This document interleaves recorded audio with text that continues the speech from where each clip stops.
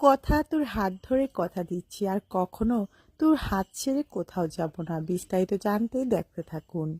বন্ধুরা, কথা সিরিয়ালে আমরা সবাই দেখতে পারবো পাচক মশাইকে সকলে একটি কাপড়ে মুড়িয়ে নিয়ে যাচ্ছে। অন্যদিকে এই সবটা দেখার পর মেজুমা তো পুরো হা হয়ে যায়।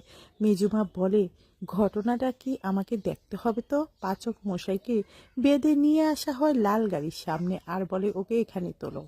এখানে তুলে দরজাটাকে বাড়ি দিয়ে দেয়। অন্যদিকে কথার জন্য অপেক্ষা করে থাকে সকলেই। কথা পাচক মশাই করে চিৎকার করে সামনের দিকে এগিয়ে আসছে। বলে, দেখ দেখ না, গাড়ির ভিতরে ঢুক। এটা কি?